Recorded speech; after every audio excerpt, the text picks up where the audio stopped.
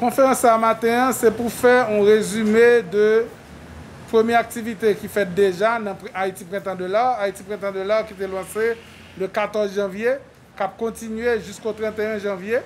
Nous faisons conférence à tout parce que dimanche, il y a plusieurs activités. Et une activité, c'est dans l'école Frère, sous place Saint-Pierre, Frère FICO, dans l'école Saint-Joseph. Côté que des sculpteurs, des forgerons, des photographes, des gens qui font graffiti, des artistes confirmés à faire une exposition, entrée gratis. Nous invitons tout le monde, mener tout le monde, venir marcher, venir regarder. C'est pour dire tout que même dimanche 24 là, dans l'université Kiskeya, il y a des conférences sur l'art, sur l'éducation, et puis il y a un gros rassemblement de peintres que nous relais peintres la rue, des activités à relais, artistes la rue, peintres à gogo, pour dire que, pour montrer tout, que les gens qui sont dans la galerie à participer à Haïti Printemps de l'Art, et les gens qui ont une exposition qui a 20 tableaux dans la rue, dans toute zone de Port-au-Prince, il y a un acoustique prod qui réunit une brochette d'artistes. Ils ont même tout à présenter œuvre dans l'université Kiskeya. Même dimanche, il y a 3 visages qui ont ouvert l'exposition par là, qui est le Magigidi.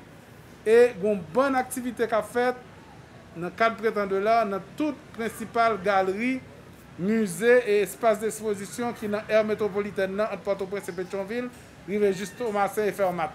Puis loin c'est Fermat, la ville c'est Mipana et puis l'autre c'est dans la zone Pétionville. Pas un ensemble de critères. Nous passons par les gens qui sont toujours dans l'art. Là, nous faisons confiance à les gens qui sont déjà là-dedans. C'est pas, contrairement à l'artisanat, en fait, ce n'est pas artisan, ce n'est pas artiste qui vient inscrit, mais c'est plutôt galerie, espace d'exposition qui choisit qui est-ce qui a présenté. Parce que l'art haïtien ancien, Centre d'art a 77 ans, c'est-à-dire qu'il y a des gens qui depuis 77 ans au moins a parlé avec artistes haïtiens, a exposé artistes haïtiens, a vendre pour artistes haïtiens. Ces gens, c'est galerie, maison, musée, c'est eux qui choisissent qui est-ce qui a présenté. Ils ont présenté à la fois des artistes qui mourent, mais tableau là toujours, ils ont présenté tableau toujours pour vendre. Et présenter tout de jeunes artistes qui font qu'à venir, c'est sous base de ça que l'artiste choisit. Mais ce n'est pas l'organisateur qui choisit qui est-ce qui a exposé. C'est galerie, maison d'exposition, musée qui choisit qui est-ce qui a présenté. Je vais passer la parole à Xavier Dalancourt d'abord, qui est à la fois responsable du collectif 509 et qui coordonne la partie des peintres à la foire de Printemps de l'Art de dimanche. Bonjour à tous. C'est un plaisir de vous accueillir à la Villa Calais-Ouest, où le collectif 509, depuis 2014, expose les jeunes artistes contemporains. Donc, nous prévoyons pour le dimanche 24, à l'École des Frères, une exposition intitulée Horizons multiples, qui va présenter la diversité de la création haïtienne actuelle. Donc, nous aurons des peintres à la fois de Saint-Soleil, des peintres abstraits. Nous aurons aussi le fameux forgeron Ricoeur Bruno, ainsi que différentes autres formes de peinture, différents courants qui seront représentés.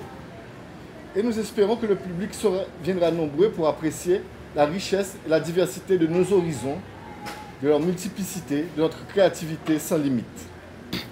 On est très content de vous accueillir, mais je suis très content aussi d'être invité à cette première édition de Haïti Printemps de l'Art, aussi par le principal journal, le principal quotidien en Haïti, le Nouvelliste.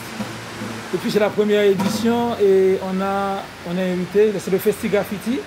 Depuis tantôt 5 années, on a un festival en Haïti autour de l'art contemporain et urbain. Et on a l'occasion cette année, dans le cadre de cette première édition du Printemps de l'Art en Haïti, de présenter une quinzaine de graffeurs.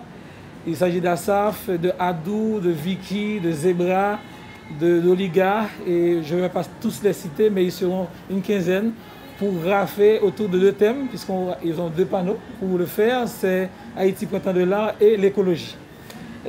La thématique de l'écologie, c'est une préoccupation pour nous au sein du Festi-Graffiti, puisque, comme vous le savez, il y a une dégradation de l'environnement en même temps, une urgence climatique un peu mondiale, mais on n'est pas trop impliqué puisqu'on pense qu'on a trop de problèmes, trop de préoccupations à gérer en Haïti. Mais on pense que par moment, à chaque fois que l'occasion est présentée, il faut quand même attirer l'attention du public sur la question climatique.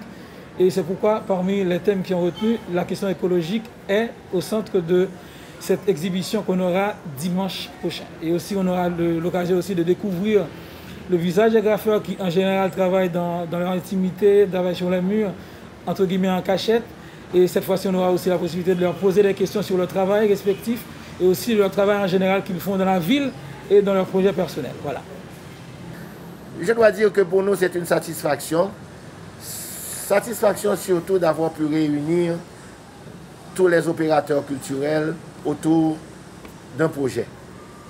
Et nous sommes à notre première édition et c'est normal.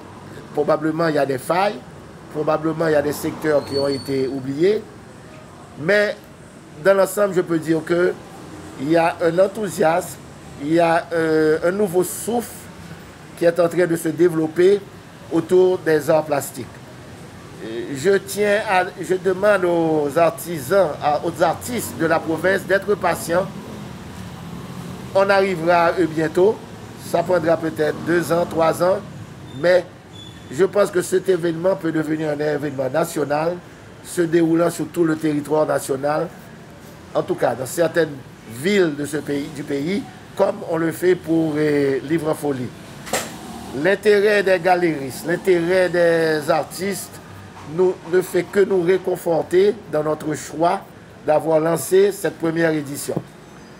Le constat que je ferai, c'est que, au fond, nos galéristes et nos artistes, bien que le pays soit pratiquement fermé sur l'extérieur, ne se sont pas arrêtés. Ils ont continué à travailler.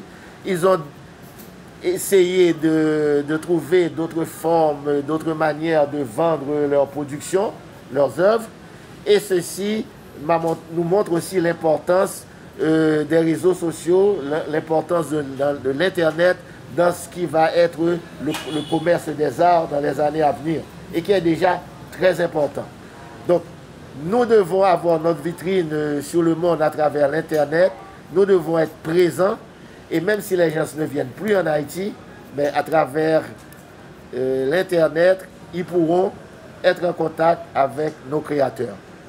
Je pense que tout de suite, à la fin de cette édition, il y aura des rencontres de travail, des debriefings pour voir comment ça s'est passé, ce qui devrait être amélioré et tout ce qu'il y aura à faire pour l'édition suivante. Mais je suis d'ores et déjà certain que cette édition sera un succès et ça ne peut que nous encourager à faire mieux pour les éditions prochaines. Merci beaucoup.